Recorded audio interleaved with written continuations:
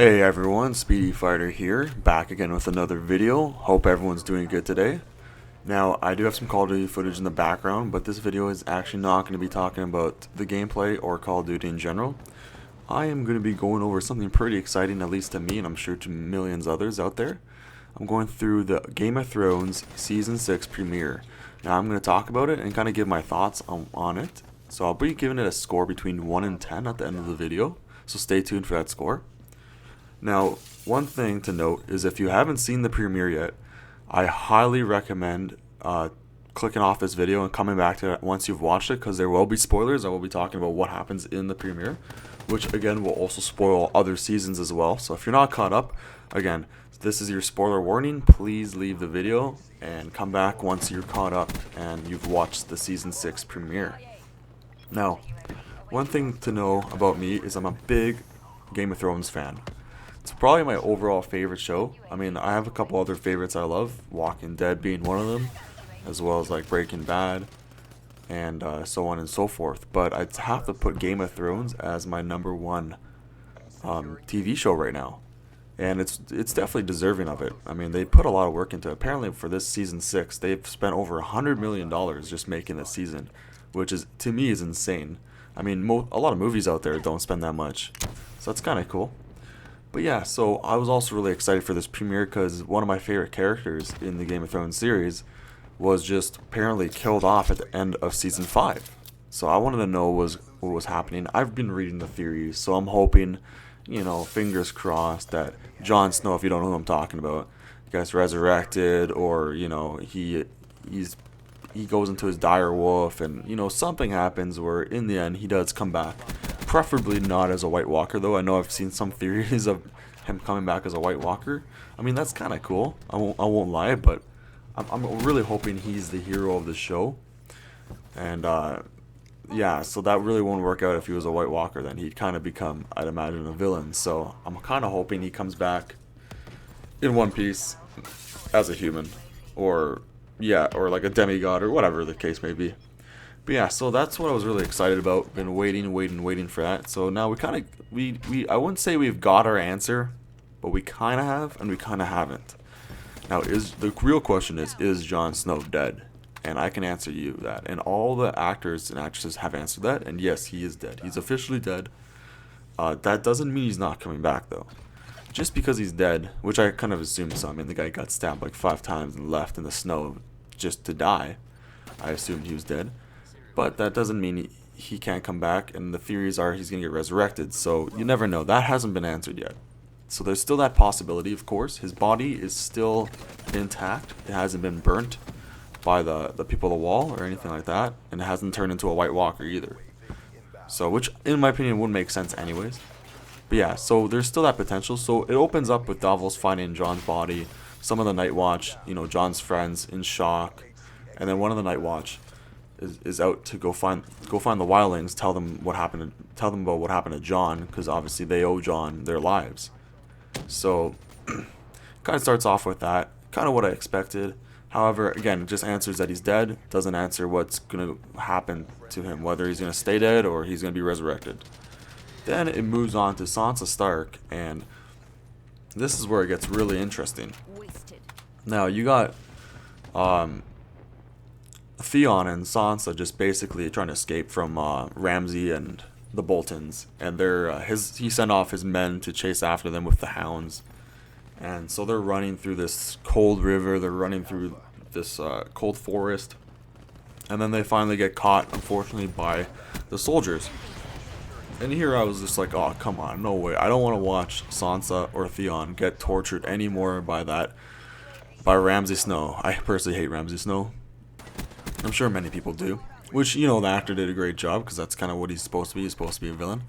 But yeah, so I really didn't want to watch any more torture scenes, especially from Sansa's point of view. And then all of a sudden, Brienne comes out of nowhere with Podrick and saves the day. And man, that was awesome. That was one of the most satisfying things I've seen in Game of Thrones in a while, because it's usually pretty depressing, this show. That's the one thing about the show, is it can be pretty depressing. So seeing like something like that, that's kind of a happy moment, is awesome. So yeah, so Brienne and Sansa are now together. She's now protecting Sansa, so that's great news. I thought that scene was amazing, well done, and I think it was a long time coming. Then we move into the Lannisters, and here we have Cersei just, after the whole situation went down, and finally Jaime comes back with their daughter, and she's dead. And so Cersei is just devastated. I mean, it can't get much worse for her. Not that she didn't deserve it, but it's just going downhill more and more for her. So they send a letter to Dorne, and then we move into Dorne, and we find out what happens in Dorne, which I actually did not see coming. So Oberyn's wife, she actually kills the King of Dorne and his son. And so I'm assuming her and the sisters are going to be taking over Dorne and kind of running it and probably trying to get the revenge on the Lannisters. They already kind of got some revenge, obviously killing off Cersei's and Jaime's daughter. But, I don't think it stops there for them, that's for sure. So that was interesting. Did not see that coming. Of course, the one thing to note is I have not read the books. I don't even know if this was part of the books because from what I remember, season 6 was not actually following the books because the newest book has not been released yet. Unfortunately, George R.R. Martin wasn't able to release it at the time he wanted to. So I think this season's kind of going off by itself, but who knows? I'm sure some parts might be from the previous books or whatnot. So, but I haven't read the books, so obviously anything that surprises me that might not surprise any of you, I just understand that that's the reason it surprised me.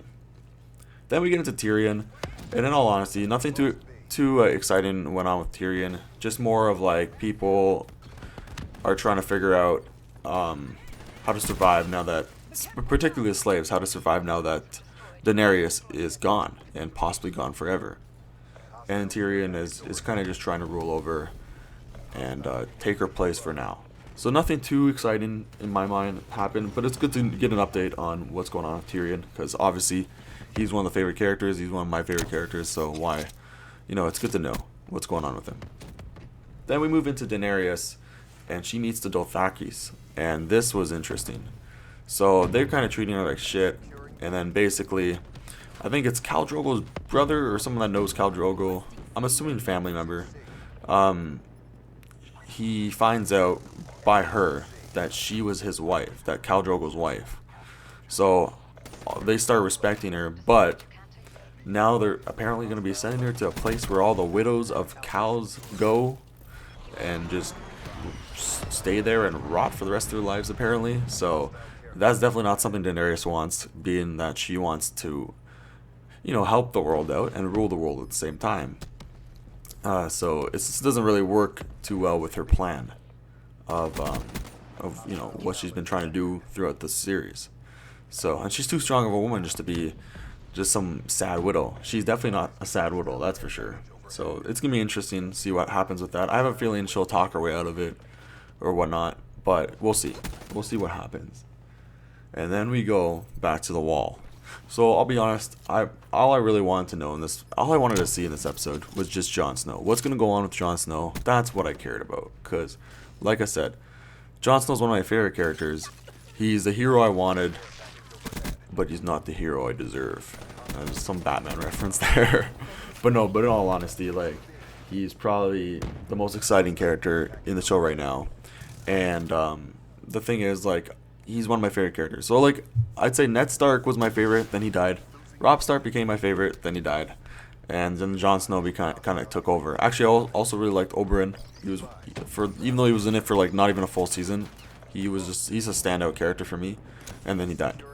But actually, one thing I forgot to mention is that we also see Arya Stark, and she's kind of like basically like a beggar on the streets, and she's just she's blind. She's still blind, of course, and so she's just there begging. And one of the ladies from the house, I think, she's really confusing, but she comes up to her, throws her a staff, and then starts dueling her and trying to essentially teach her how to fight blind. And then, funny enough, she just kicks Arya's butt. And then she's just like, I'll see you later, kind of thing. And so she's obviously gonna come back, do it again. It's just gonna be, it's kind of like it's kind of like Daredevil. If you ever watch the show Daredevil, another awesome show. It's like, trying to learn how to fight blind now. You're trying to use other senses to fight, and that's what's probably gonna happen with Arya. I have a feeling she's gonna get her sight back, but she's just gonna have to learn how to fight without it, and how to become an assassin without it, and then she'll probably get her sight back. But yeah, so it wasn't too much into Arya, but it was good. Again, good to see her, just like Tyrion. It's good to see them, see what's going on with them. Now, so we're back at the Wall, and Davos is kind of like screwing around with the Night Watch, and they're given the choice of, listen, surrender your swords. The Night Watch men who are protecting Jon Snow, they can go back to being Night Watch men. They'll have no punishment, and Davos can travel down south, no punishment as well, and he can take the Red Woman with him. Now, obviously Davos doesn't want this done, and the Night Watch, Jon Snow's Night Watch friends don't want this to happen either, because they just slaughtered his friend, his leader. They betrayed the Night Watch, really, by killing their commander. So they're not for that. So we'll see what happens. But basically, Davos tells him that, we have the Red Woman. So there's kind of like, well, what's the Red Woman? What's one woman going to do to like 40 guys with swords? And he's like, you haven't seen what I've seen her do. And it was kind of interesting. I love that scene. And then it flashes to the Red Woman. And this is a big what the fuck moment, to be honest. And it's like, you see her, and of course she gets naked as per usual. No one's complaining about that, but at the same time, I was like, oh, really? Like, this girl is always getting naked.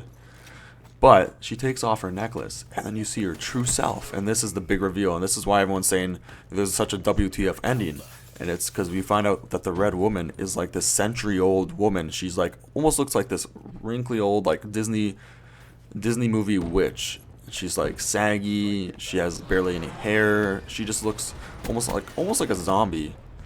And so you see yourself, but the main thing was she just looks so devastated. Now that Stannis is dead and Jon Snow is dead, she just doesn't know what to believe in.